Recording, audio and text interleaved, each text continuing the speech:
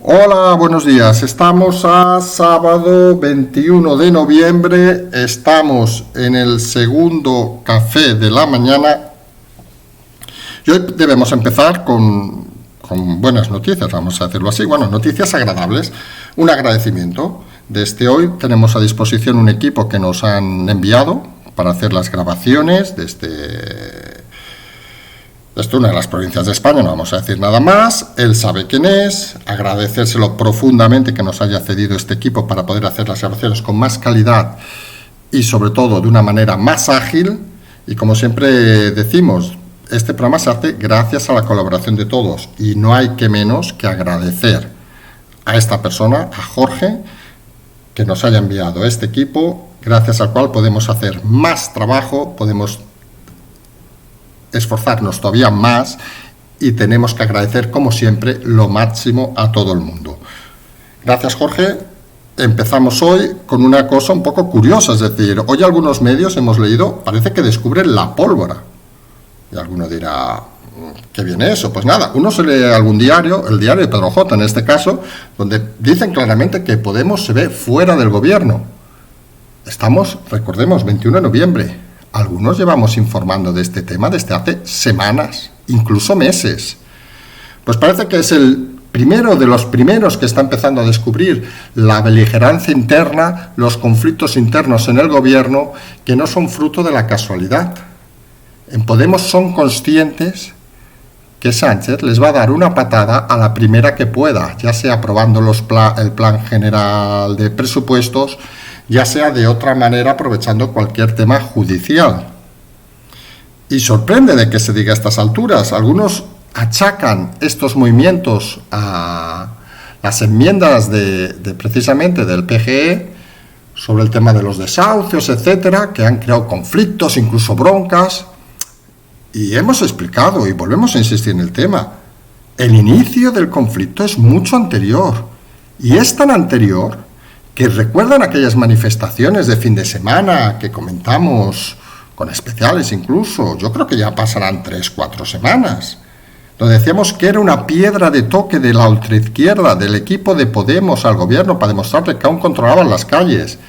Pues ese momento no era el inicio de la crisis, ese momento era la constatación de las amenazas que había por parte de Podemos contra el gobierno si tiraban adelante sus planes, o sea que ya eran conscientes hace semanas y hace meses de que la situación era explosiva.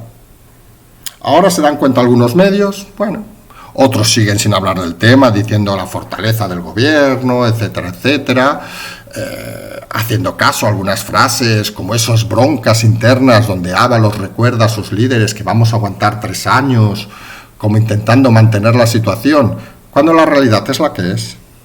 Y no por decirlo 1, 2, 3, 4 veces vamos a dejar de decirlo. Analizar la situación de España es analizar muchas veces el anticipo de las cosas que pasan. Nadie hace cosas por hacer. No salen manifestaciones de Pablo Iglesias porque le apetece hablar. No salen manifestaciones del Partido Socialista en defensa de que esto va a durar años porque crean que es lo que hay que decir. No. Son todo movimientos para intentar teatralizar la situación real. Y la situación real es que el gobierno está en una profunda crisis que no ha expulsado todavía a Podemos por una cuestión de timings y por una cuestión claramente electoral. Les importa poco la situación real de España, les importa la situación real de su bolsillo.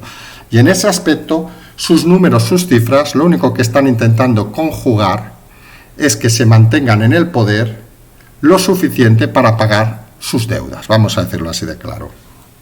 Podemos seguirá presionando al gobierno porque se ve fuera del gobierno y está ya pensando en un modo electoral, con un claro error, la distorsión, el desvanecimiento, vamos a decirlo, de la fuerza de Podemos es tal que su caída, algunos creemos que va a ser pareja a la de Ciudadanos, es decir, 2 partidos en profunda extinción. Recordemos simplemente que Podemos en Galicia ya está extinguido, vamos a decirlo así, en Andalucía va camino de la extinción. Y está claro que la disolución de Podemos es fruto de la ineficacia de Pablo Iglesias.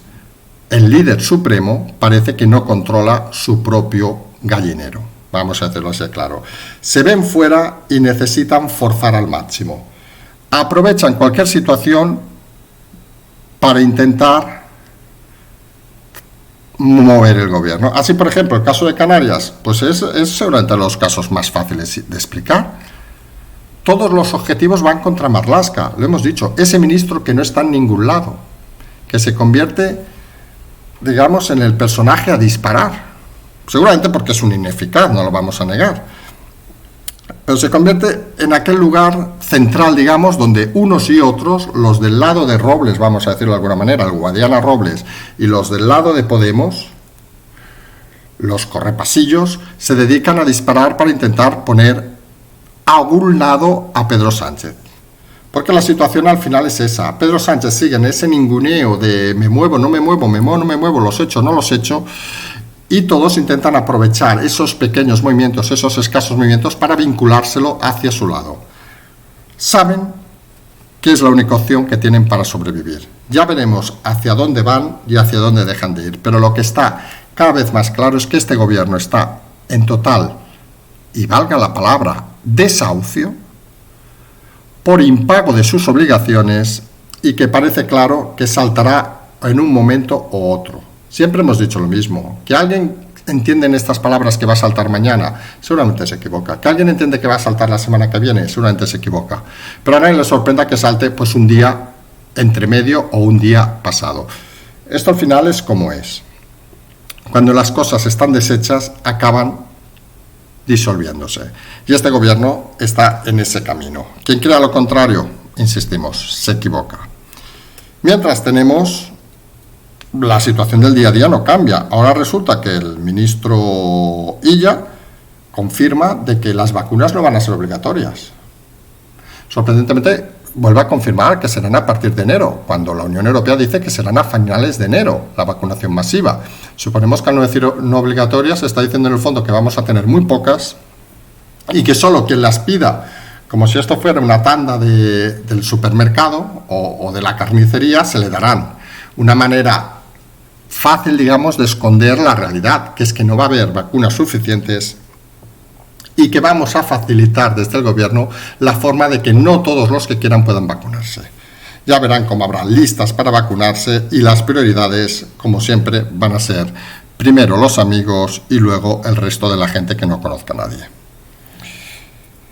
Sábado, día también importante, y acabaremos con esto el programa de hoy para recordar a los señores diputados que cuando uno recibe un email hay que intentar contestar. Lo hemos dicho, la insistencia y la constancia es importante. Sabemos de diputados que han llamado a gente que ha escrito un email pidiéndole explicaciones, sabemos de diputados que han contestado emails de gente que ha pedido explicaciones, y empezamos a saber de diputados que no solo no han contestado, sino que han puesto, digamos, un tono vacilero, vamos a decirlo así.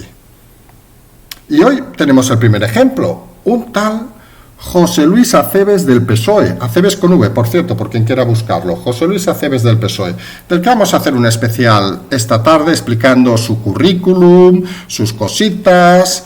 Porque claro, una persona que recibe 4 emails de un ciudadano no le contesta, y al cuarto email donde le recrimina que por qué no me contesta, que usted es diputado y debería contestarme, le contesta con un simple gracias. Un poco vacilón el José Luis Acebes este. Sí, un personaje que tiene un sueldo bancario, porque saben la declaración de bienes que presentaremos esta tarde del señor, es pública, no implicaremos nada que no exista. Pues un señor que alardea de que tiene el BUP, interesante, y que tiene una cuenta bancaria con unos cuantos ceros. Toda la vida, por cierto, trabajando en el partido, en el PSOE.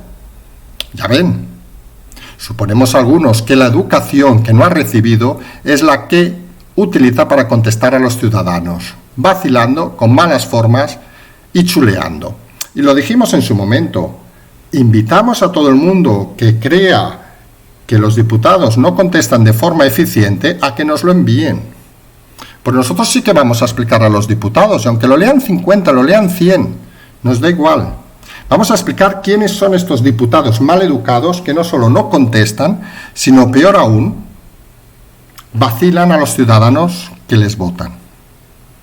Y lo vamos a explicar porque en la mayoría de casos, y este primer ejemplo creemos que va a ser curioso, vamos a ver su currículum miserable, su currículum ligado exclusivamente a la política, donde se han forrado y realmente gente que no ha hecho nada por el país más que abrir el bolsillo, meter dinero, engañar a la gente y sobre todo ser unos maleducados y ser gente indigna de considerarse diputados. José Luis Acebes, con V, PSOE, va por usted. Hoy vamos a hablar de usted y vamos a ver qué difícil era haber contestado el email de un ciudadano con 3 líneas como hacen otros, haber levantado el teléfono y llamarle, porque la chulería, señor Acebes con V, no es digna de un diputado. Y uno puede ser diputado y puede ser aforado, pero uno lo que tiene que tener lo mínimo es un poco de vergüenza. Y cuando uno no tiene vergüenza y se comporta de una manera poco elegante, creyéndose por encima del bien y el mal, no recordando cuál es su función, no recordando que un funcionario público, un diputado, está al servicio de los ciudadanos, quizá es momento de recordar al resto de ciudadanos, sobre todo de su demarcación, cuál es su currículum, qué méritos tiene para estar donde está, qué méritos tiene para tener unas cuentas millonarias, unos fondos de inversión y unos títulos que quizá estaría bien que nos enseñaran para confirmar que existen. Porque a muchos nos sorprende todavía que haya diputados que en su vida han estudiado una carrera y que de golpe la saquen cuando están ejerciendo de diputados. Todo muy curioso. O no se dedican a su función de diputados o realmente les han asignado una carrera por ser diputados. Lo que no han hecho en 30 años, curiosamente lo hacen en 2 años cuando ya tienen 30 y tienen obligaciones.